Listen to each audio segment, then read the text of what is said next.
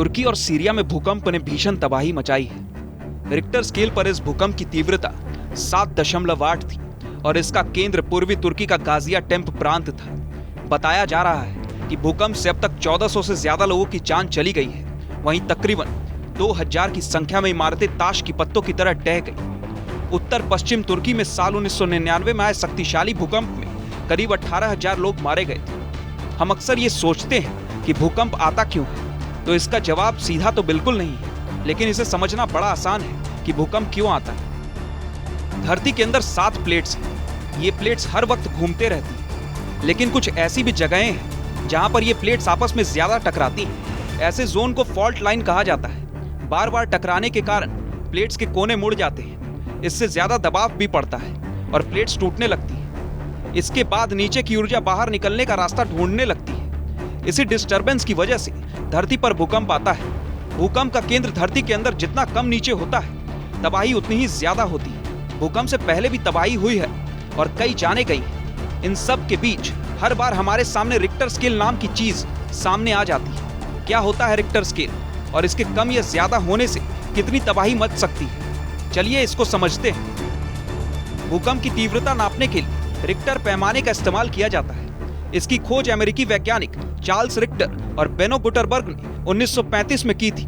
मूल रूप से किसी भूकंप के परिणाम को मापने के लिए इसे तैयार किया गया था, ताकि भूकंप की तीव्रता को एक संख्या में व्यक्त किया जाए, साथ ही इसकी दूसरे भूकंपों के साथ आसानी से तुलना की जा सके। रिक्टर स्केल आमतौर पर लॉगरिथम के अनुसार कार्य करता है। मतलब ये कि एक संपूर्ण अंक अपने मूल अर्थ के 10 गुना अर्थ में व्यक्त किया जाता है। रिक्टर स्केल में 10 अधिकतम वेग को दर्शाता है। अमूमन लोगों को यह समझ नहीं आता है कि भूकंप की तीव्रता में 1 पॉइंट की बढ़ोतरी का क्या मतलब है। दरअसल 1 पॉइंट की बढ़ोतरी का मतलब है जमीन से 31 गुना ज्यादा एनर्जी रिलीज होती है। आसान भाषा में कहें तो 5 तीव्रता के भूकंप में 4 तीव्रता के भूकंप के मुकाबले 31 गुना अधिक एनर्जी रिलीज होगी।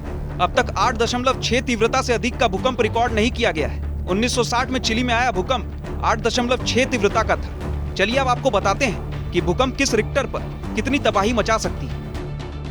0 से 1.9 रिक्टर स्केल पर भूकंप हल्का होता है। बहुत लोग इसे महसूस भी नहीं करते।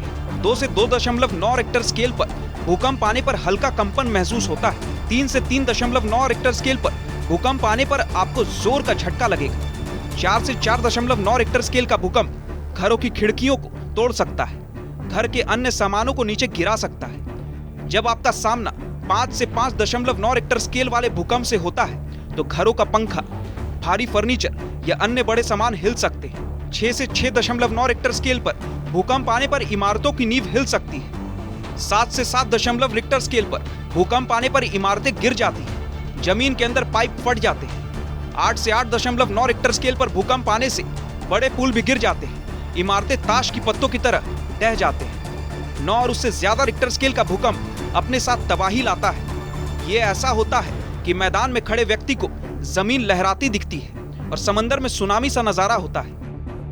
नए स्टडी में इस बात का खुलासा हुआ है कि इतिहास में सबसे बड़ा भूकंप करीब 3800 साल पहले उत्तरी चिली में आया था, जिसकी तीव्रता लगभग 9.5 मैग्नीट्यूड थी। ये भूकंप कितना खतरनाक था, इस बात का अंदाजा इसी बात से लगाया जा सकता है कि चिली से करीब 5000 किलोमीटर दूर न्यूजीलैंड में इसके झटके से सुनामी आ गई थी। साउथहैम्पटन विश्वविद्यालय के शोधकर्ताओं ने एक स्टडी में इस बात का पता लगाया है।